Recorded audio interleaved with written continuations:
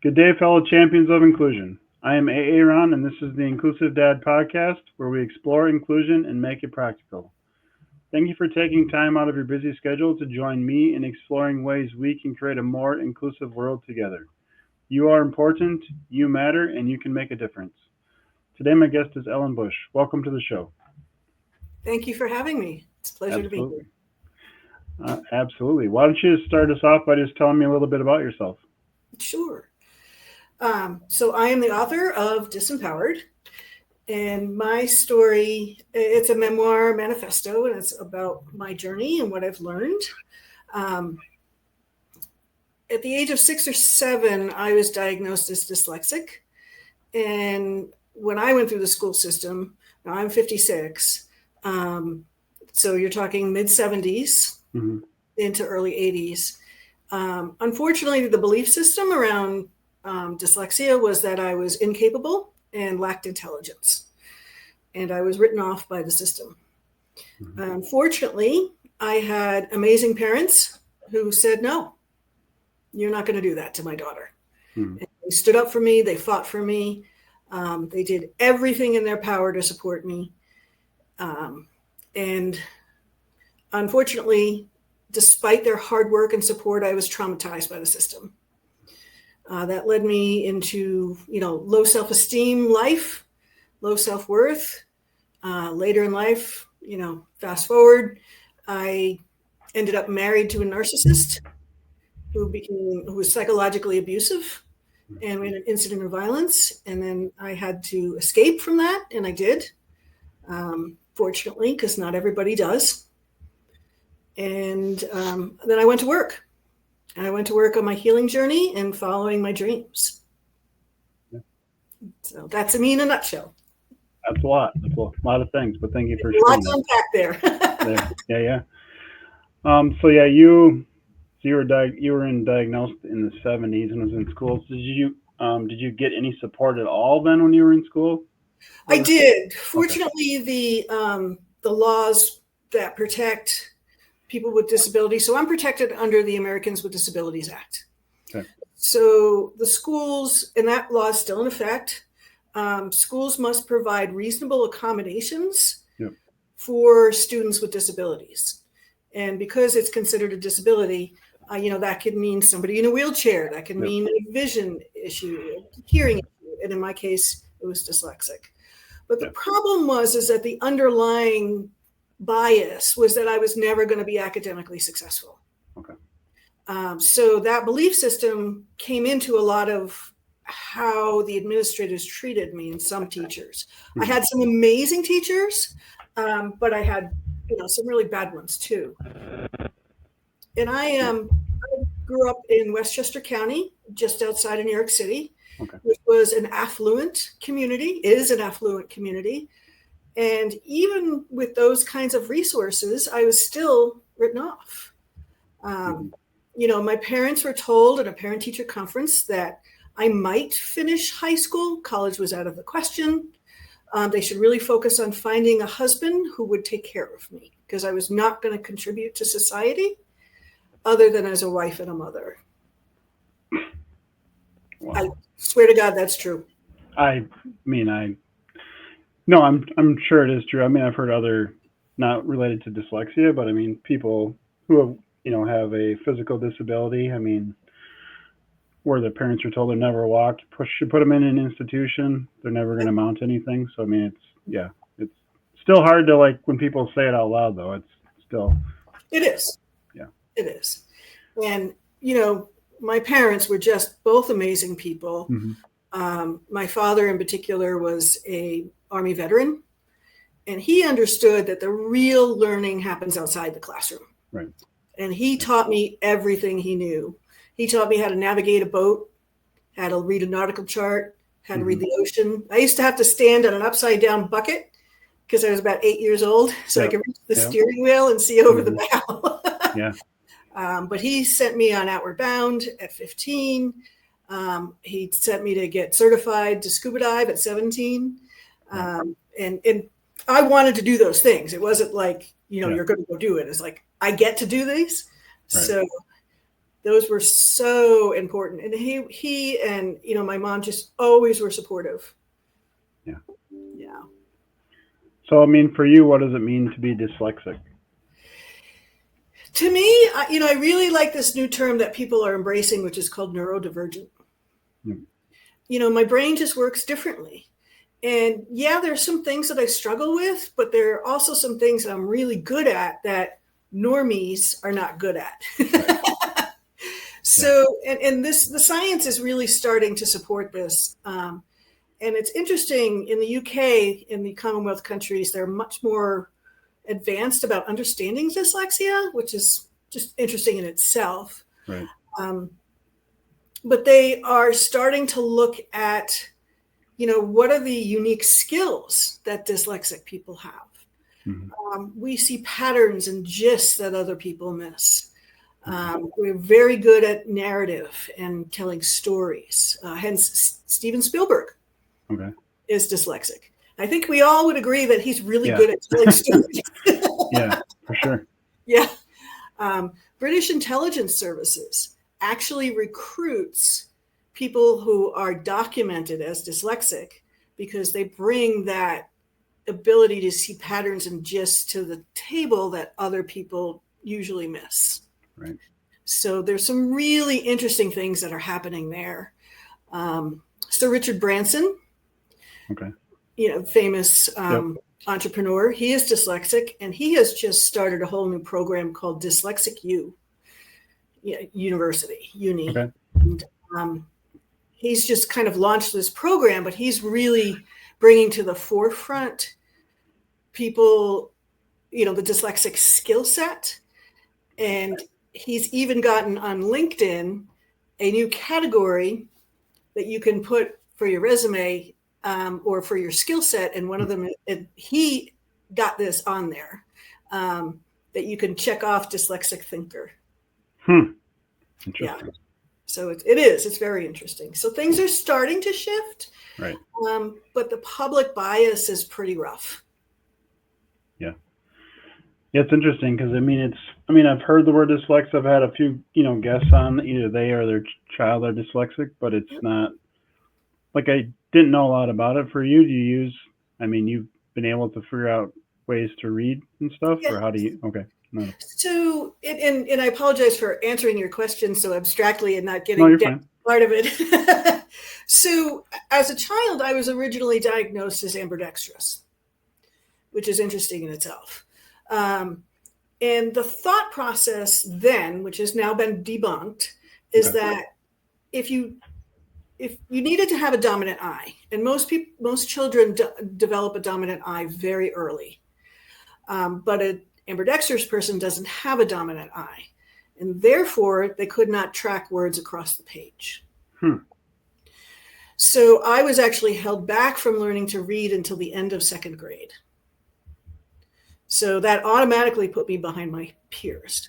Right. Now, what I experience as a dyslexic person is it just takes me a little bit longer to process information that's on paper. And I do struggle to track across the page. So part of that is correct. I reverse a lot of letters. Numbers are a nightmare for me. Spreadsheets are a nightmare for me. And I'm very sensitive to light. So the fluorescent lights that are in every classroom actually make the paper kind of vibrate a little bit. Okay. So that, I think there's a vision component there. I don't understand it. I don't know if it's really being researched, but there's definitely a vision component there. And it's so frustrating because, one of my strengths is abstract reasoning and logic. And I could sit there and comprehend all this information, but then to write an essay or answer a test about it, it was miserable, and I struggled with it. Right. So, does it answer your question? Yeah, that answered it. Yeah, it's great. So, do you want to talk a little bit about why you wanted to write a book and your process and all that? Sure. It was really interesting. When I escaped from my ex-husband, that was in January 23rd, 2013. And I went to work, coaches and therapists. I knew I was in trouble. I knew I had a lot of healing that I needed to do. Mm-hmm. I was driving through red lights and stop signs. I was so traumatized. I could barely function. And I started to put my life together. And then I tragically lost my mother in a pedestrian accident that following December. And somehow I survived that. And about a year after that, I realized I had a really important story to tell because I had survived and I had started the healing process. And it's my hero's journey. And I don't know if you're familiar with the hero's journey concept. Not right off the top of my head. So can you go through that a little bit? So Joseph Campbell coined the phrase, the hero's journey. And actually, George Lucas consulted with him, and it's actually the basis of the story of Star Wars. Okay. So basically, the hero takes on a challenge, and this is consistent across faiths and cultures all over the world. And that was what Joseph Campbell really observed, that you could find this in every culture. And the hero first refuses the challenge and then decides to take on the challenge. Remember, Luke Skywalker at first resists the challenge. And then he goes and takes on, and you could even look at it, Sleeping Beauty and the dragon being slayed. So it's the same, right. They call it a monolith. And then he's successful, or she is successful in their challenge. And then they return home to their tribe. And the last piece of the hero's journey is you bring back what you have learned to your tribe and you teach it to others. Mm-hmm. And I feel that very strong sense of responsibility because I made it. I got out alive and I got to reinvent my life. And it's possible. And I've done it. Mm-hmm. So that was the motivation behind the book. Yeah. It took a long time to write. It took me about 5 years. Yeah, because you had said for you it was hard to write essays or stuff like that. So I was just curious, how did you just write it all down with your hand, or did you do audio, or how did you? Well, I worked with a writing coach. Okay. And she was amazing. She's retired now, but she's an award-winning poet and novelist, and she taught me how to write and how to tell a story. Mm-hmm. And I think the most valuable lesson I got from her was it's not just the story you tell, it's how you tell it. That really matters. Mm-hmm. And she taught me how to weave stories together and create themes through chapters. And at the same time, the whole book has an arc to it. It's not easy to do. It's a skill in itself. But she really held my hand, and for literally 4 years we worked together on it, either weekly or bi-weekly. So a lot of revisions. Right. Yeah, that's great. Yeah. How has the reception been for the book? What are people's reactions after they read it? It's been really well received. The reviews that I have gotten have all been 5 stars on Amazon. I think I got 1 4.5. I suppose that's inevitable. Yeah. And I've been doing lots of podcasts like yours, of course. Yeah. And it's been very well received. And I've actually started working on a second one. Oh, wow. Awesome. Yeah. When do you think that one's going to come out? I have no idea. No idea? I think this will move a little quicker because I am going to use AI to help me with, it'll still be all based on my experiences. Yes. And it'll be AI is not writing it. I'm writing it, but the structure and editing and, just how to put it together, I'm going to be using that. And I will absolutely not publish without a human editor too. Yeah. And so awesome. I think that's really important.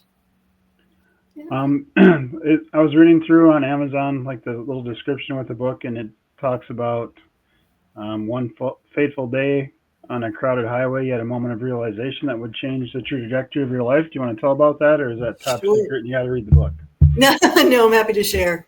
Okay. It's actually how I start out the book. Okay. Because it is my surrender point. And I had been trying to, I was interviewing, I had escaped, I was just trying to figure out how to move forward. And it just seemed like everything I did just made things worse. And I didn't understand how traumatized I was. It's so hard to see it when you're actually in that moment. Right. And I was desperate and I didn't know what to do. And I wasn't going to hurt myself. That was just not an option. And I just looked up at the sky and just said, you know what? I'm surrendering. I'm all yours. I don't know what else to do. And at that moment, I made that connection with a higher power. And I'm sure people who are in recovery can kind of relate to this a little bit. And I just relaxed and felt that connection with the higher power and just started to relax. And that's when everything started to get better. It's taken years, but that was the beginning point. And it was crystal clear to me. And it was almost like, and this is something I wrote in the book, it was almost like I was walking around fumbling in the dark in a room with no light and flipped the light switch on. The electricity is always there.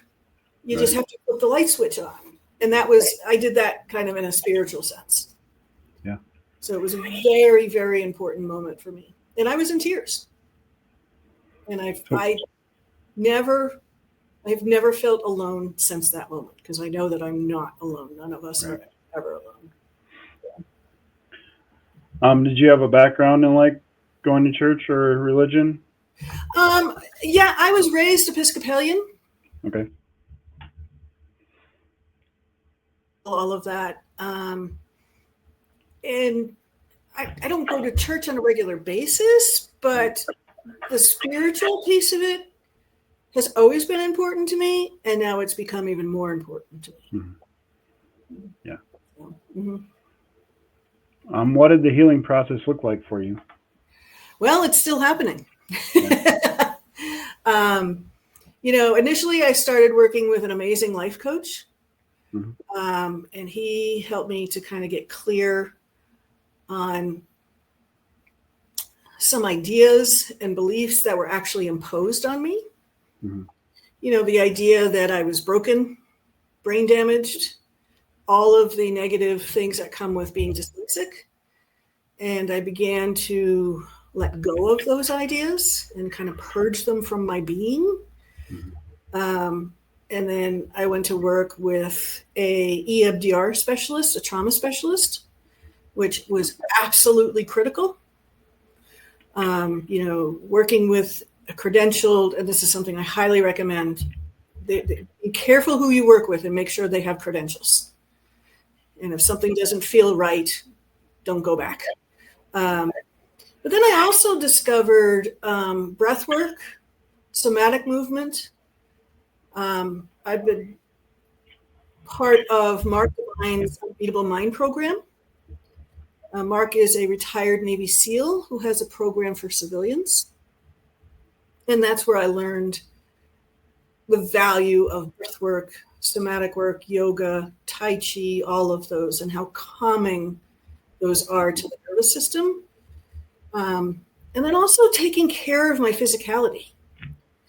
We have to take care of ourselves physically. And one of the things I did was I got into CrossFit. And I always, when somebody is traumatized, they often feel disconnected from their body. And that was certainly my situation. And doing intense workouts and having the support of other CrossFitters. Yep. Because you're in there as a team. Yeah. And that really helped me get reconnected with my body. I still work with a therapist. I still go digging things up because I'm in charge, not the trauma. Yeah. So I've really enjoyed, and now it's to the point where, yes, there's still healing going on and I'm still discovering things, but it's really moved from a healing process into a self-discovery. discovery process. Right. It was exciting. I love that. Can you maybe talk a little bit? You might have done this a little bit already, but maybe talk a little more about like how big of an impact like your dyslexic label as a child and everything that happened surrounding that, like how that affected you, like long term. Is it still affecting you? Kind of speak to that, like how Sure. much impact that had. Yeah. It was massive, and it affected every belief system I had about myself. Mm-hmm. Um, I really believed that I was broken and brain damaged. And despite earning a bachelor's degree and a master's degree, they said I couldn't do it. Well, I did it. But despite having that, there was still this feeling that just rooted in my psyche, that I was just really not worthy because I was Mm-hmm. brain damaged and broken. I was kind of subhuman. Yeah. And trying to navigate the world as an adult with that belief system is just god awful. And the problem is that it was reinforced every day in school. And I was up against it every single day. Mm-hmm. And it hurt. It really hurt. The life coach who I mentioned was really the beginning of the unraveling of that. Right. We had a great conversation, and this is in the book. In one of our sessions, he said to me, "Well, I'm kind of intimidated in working with you, Ellen." I was like, "Wait, what?" He's like, "You're so accomplished and you have these, advanced degree." And I was like, "No, you don't understand. I'm dyslexic. I will never be, somebody who can, be looked up to." And he just stopped and paused and said, "Ellen, that is the biggest bunch of BS I have ever heard. And you have been gaslighted into believing that." Mm-hmm. And I was stunned. And that was the beginning of the unraveling of that. Mm-hmm. So it had actually become part of my identity. And when I started to unravel that and release it from my psyche and from my body too, I actually had to grieve that, and it changed my identity. And I was very confused for about 2 weeks. Mm-hmm. Like, if I'm not the broken dyslexic person, well, then who am I? Right. So that's where the self-discovery started for me. So, how many years had passed since you had gotten like that label, and when you had that realization or had that changing happen? Yeah, that conversation took place in 2015. So a long time. Yeah, really long time. And then another interesting moment, and I think you'll appreciate this, was when I finally had this in my hands. Mm-hmm. And going through the publishing process, when you get the final copy, there's one sent to the author and then one sent to your publisher. And it's just kind of a final look through, and it's labeled not for resale, but I was actually holding it in my hands. Yeah. And I had this conversation with Jess Buchanan, my publisher, and I was in shock. I was in shock that it was done and it was completed, and I didn't understand what I was feeling. And it took me a little time to kind of sort it out. And then I realized I won. Mm-hmm. I won. I beat every bully, every naysayer, everybody who gaslighted me, tried to manipulate me, controlled me, my ex-husband. I beat everyone. Mm-hmm. I proved them all wrong, and now I felt it inside. That was the difference. It wasn't external, it was internal. And I sent Jess a 2-word email. I said, "I won." And she emailed me back. She said, "Yeah, you did." Yeah, that's great. Yeah. So I've totally dislodged that whole belief system, and they were wrong. Yeah. Yeah.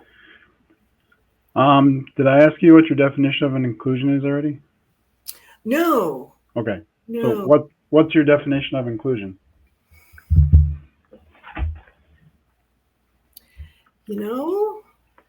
I don't think you're looking for a textbook dictionary. You're looking for more a personal. I mean, you can give me whatever comes to mind. I just Sure. ask everybody just to kind of get different viewpoints, or if it is a textbook, that's okay. No, it's not a textbook to me because I was excluded, for so long. It's about acceptance, accepting who somebody is for all of their individual greatness, and everybody's a little different. Everybody's journey is a little different. But it's also about respect and honoring their humanity. And just seeing them for who they are.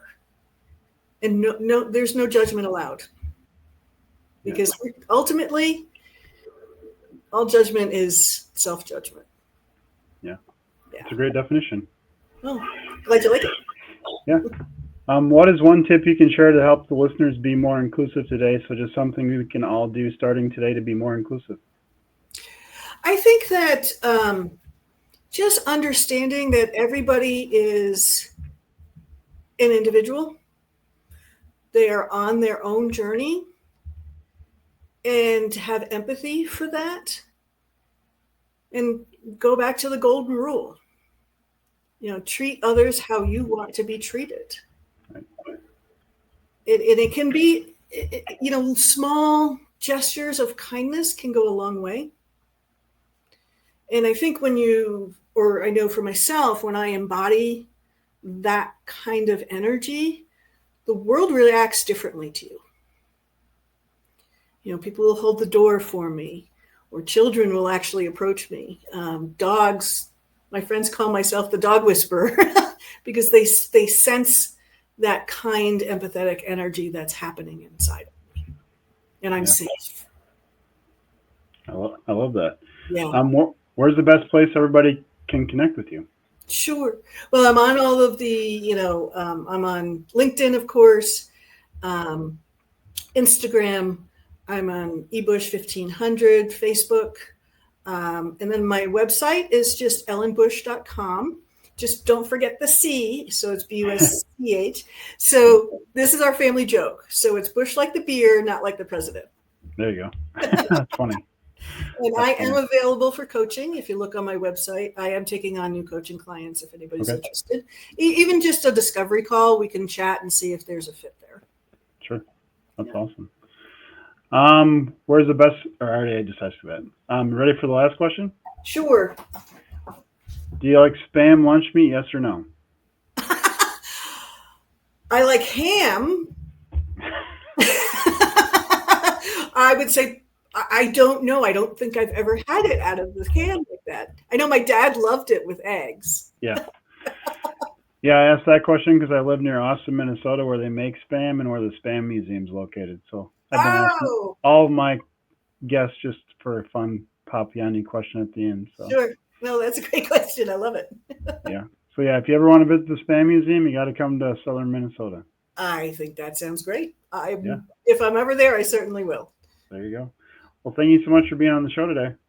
Thank you for having me as a guest. This has been great. Yeah. To those listening, thank you for allowing me to be part of your journey. It is truly an honor. Please join the podcast newsletter by clicking on the link in the episode description to keep up with the latest episodes. Together, we can make the world more inclusive. Until next time, stay empowered and be a champion for inclusion.